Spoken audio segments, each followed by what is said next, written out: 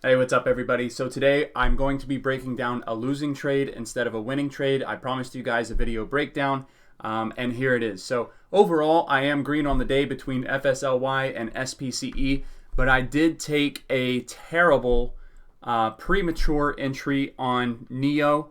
I broke my watch list rules, and that led to a loss. So there is just as much to be learned from losers as there is to be learned from winners. And whenever you start getting overconfident in the market and your head starts to go, well, hey, I haven't taken a loss in a while, the market will humble you. So it's always important to stay disciplined, follow your rules, and try to keep that consistency up. So here's the deal.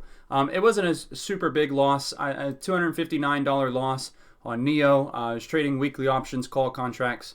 2793 is my account number. This is a real account, not a paper trading account.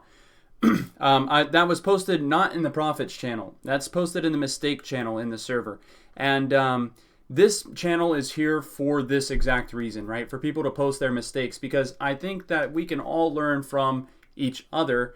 And there's a degree of humanality to it, I guess. So if you're posting winners all the time, it just seems unrealistic that somebody can continue to just win all the time without taking any losers. And so I like to post in here whenever I do make a mistake and own up to it, right? Nobody is perfect, and if anybody's telling you that all they take is winning trades, they're just lying to you.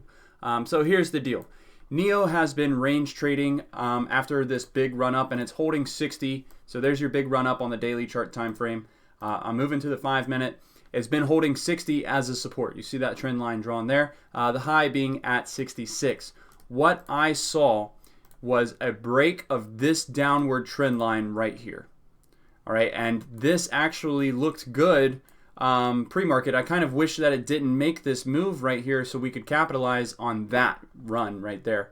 But we weren't able to. So I set the long trigger today right at 63 because I wanted to make sure that if that move did happen, which it did, that we were able to get in and get some profits on this trade. So it pushed up from 63 all the way up to 64.5, I think, or 64.2 right here, and then 64.4 on this peak.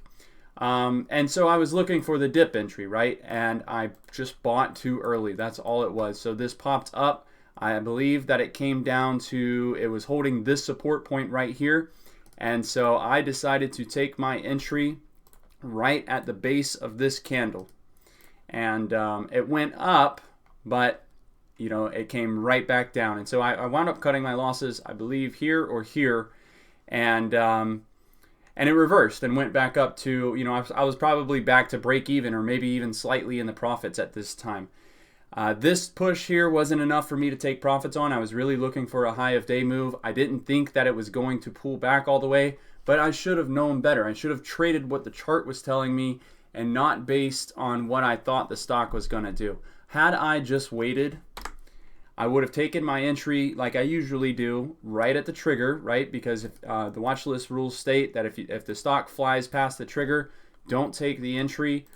Wait for a dip. I just didn't wait for the dip long enough. I tried to get in prematurely. I didn't scale into this trade. I bought in with my position size that I wanted to get in with, and it went up and came right down. So I cut my losses because while I was thinking, yeah, it could come down and hold 63 as a support, I was also thinking that, well, maybe it doesn't hold 63 as a support. Maybe it just continues to fall.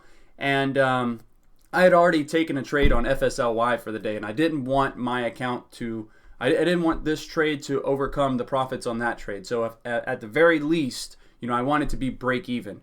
And I wound up getting out of this with $259 loss, a little bit less than what I took on FSLY for the gain. So I was still green on the day at the time. But yeah, this just could have been, it could have easily been a winning trade. I just entered too early. So the moral of the lesson, or the moral of the story here, is to wait for that proper dip down to the trigger levels. It will pay off in the long term.